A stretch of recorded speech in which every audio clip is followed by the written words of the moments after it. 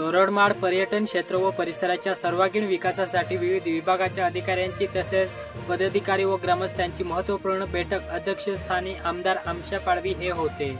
तर जिल्हा परिषद शिक्षण सभापती गणेश पराडके, जिल्हा परिषद सदस्य विजयसिंग पराडके, रवी पराडके, पंचायत समिती उपसभापती बायदास अत्रे, लक्ष्मण वाडिले, ललित जाट, राकेश पावरा, रावेंद्र चंदेल, प्राध्यापक दिनेश खरात, रहित मराठे व उपस्थित होते। ग्रामस्थांनी आमदार आमशा पाडवी यांच्या समोर वीज, रस्ते, शिक्षण, पाणी समस्यांचा पाडा वाचला। उसाने भरलेल्या ट्रकमध्ये तांत्रिक बिघाड झाल्याने तलावडी गावाजवळ उलटला होता। त्यात वाहन चालकाने अपघात टाळण्यासाठी प्रवाशाला बाजूला सरकण्याची सूचना दिली, मात्र प्रवासी जागेवर हलला नसल्याने तिरसिंग पाडवी हा उसाची पेढी खाली दाबला गेला।